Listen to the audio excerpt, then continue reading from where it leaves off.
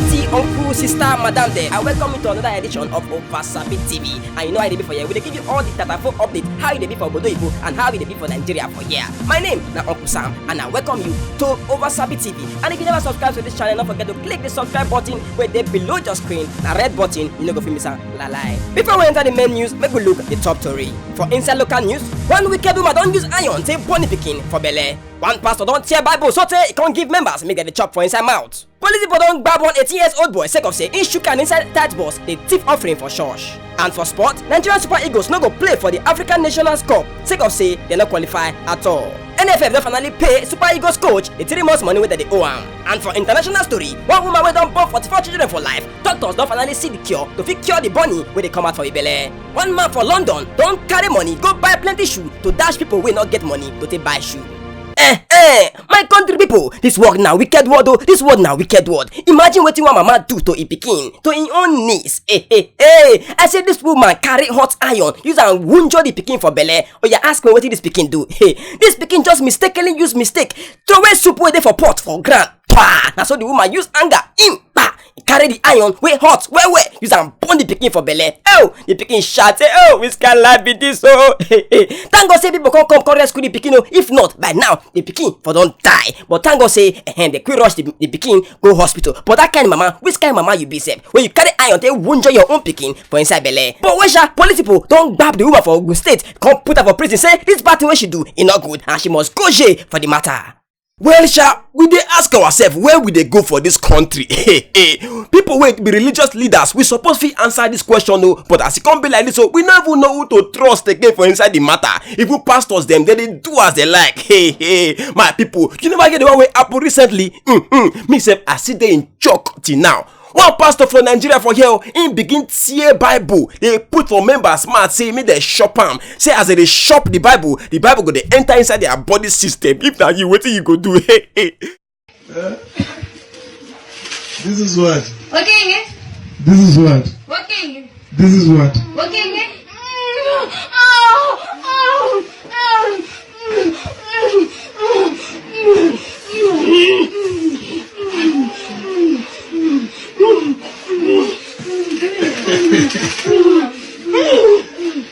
My name is Prophet Rufus. The son of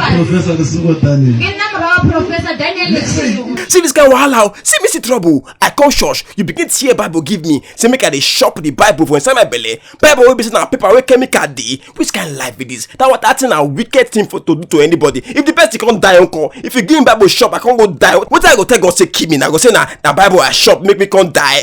My people more would dey careful. If anybody give you paper shop, don't shop am. Na very bad thing to shop because paper na chemical they take make that kind thing.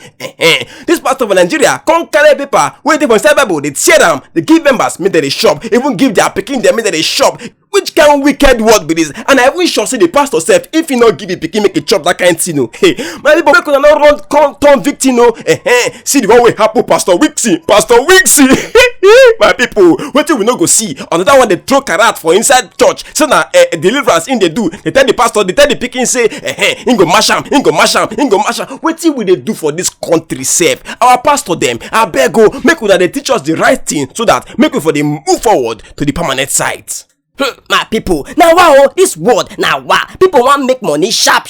Even the young, the old, the small pikin said, even myself I want make money. But the one way shocked me, that the one way happen recently. One 18-year-old boy in carry hand enter inside church. He say that tithe and offering now in one the thief. This pikin go thief for inside one church with the name Christ Choosing Vine Ministry for inside Lagos. So them catch the guy, police babam. As they catch the guy, they can't go do investigation. Cause discover say this became just the 18 years. Don't go thief money. We be tithe and offering. We worth over 670,000 naira. My people, which kind of life is that? This boy want go find money, go hustle money. Maybe not gay, want to give the money to. But the matter say shock me me say I dey shock. But we thank God say police them they don't grab the boy, come put her for prison, come put anchor for your hand. Say this boy he must go shame for this kind of wicked thing we do. If that you, what you go do? And for inside sport, our Nigeria Super Eagles, una too much una don't do where they play different match, they dribble, they do a wheel for inside the football pitch. Me said I congratulation una because it is not easy to be a footballer. If me na footballer, maybe by now I for don play for Chelsea or Man U or Liverpool or Tottenham. But Nigeria people they don't try yo. Super Eagles don't try well. But only say they not qualify. Even though I go praise them, but I go see talk the truth where they happen for inside here. You know so now Wasabi TV will be. Super Eagles not qualify for the 2020 African National Championship. They try when they went to beat Togo for 2-1 for October 19. But only say when they can calculate the entire aggregate, they not come fit qualify yo. The score is not reach. But where shall they try? According to Toriwe Ritos, they talk say now the first time since 2014 when Nigeria not they go the cup for this tournament. But we thank God, we pray for them so that next year they will qualify to take go again. Well, me I like Nigeria. Well, I like our Nigeria for yeah. We know they trust anybody. Even Nigeria not trust Nigeria because black man now they defraud black man. Now make Nigeria go make another man be coach for inside the Super Eagles football team. They come carry one man come from German come be our coach for inside football team. I sure say we know that story already. But the story now be say they don't owe this man for 3 months now they never pay him any salary at all. But where sha tori wey I carry come be say they don't finally pay the man the money wey they owe him for 3 months now. This man don't coach for 3 months. Nigeria self no this will hold blessing everybody, even me self at the whole YouTube.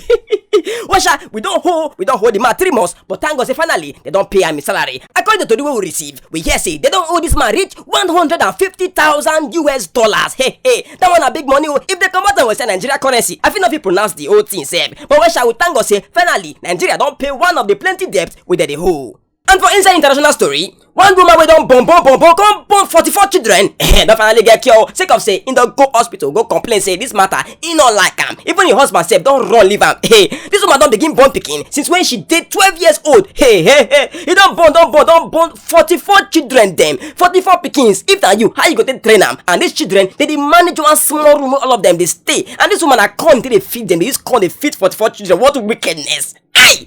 Who send you born 44 children? She want talk. She said she get disorder. And I will tip Dr. Stock say this woman get disorder. Say they go need to remove her uterus. The thing where they make her get belly, they want to remove her come out. Make she for not deliver pikin again. But me ask myself, say this pikin na magic it they enter the body. I be she na second Mary. See me see wahala oh. Only you by yourself they carry belly come born 44 children. Where she tango say she don't get cured. At least she no go born 45.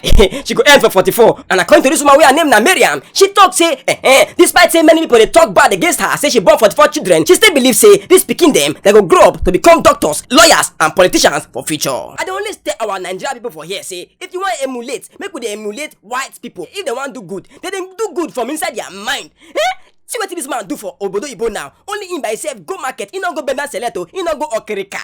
This man go better shopping plaza. The way we get shop right for here. This man go shopping plaza. Go buy Gucci. Go buy Nikes. Go buy correct shoe. Sake of say he want dash the less privileged shoe. Him buy shoe worth over 6.7 million naira. Kai! This man buy just 170 canvas. And total together, the entire money we take buy this shoe now 6.7 million naira for only shoe. Take of say in get good heart to dash people things where be like say money really enter. If that one Nigeria for here, you want to give people something. They go Okrika, go under bridge, go to select shoes. Take of say you want to give orphanage. But this man, in go shopping mall, go buy correct clothes. Me say I want the less privilege, me they buy me correct clothes. Make me say they wear. My people now do well though. When I don't deal with people inside this TV since they hear all the updates when I give you now. My name is Uncle Sam. We don't come to the end of today's edition. Don't forget to click the subscribe button right there below your screen. Now red button, you know go feel me Sam. Also don't forget to tell your friends. Tell person we never know me. Tell person we never know. Take over Sabi TV. They for inside YouTube. They give you all the correct updates. I want you to go see again next week. My name is Uncle Sam for Over Sabi TV. Bye bye.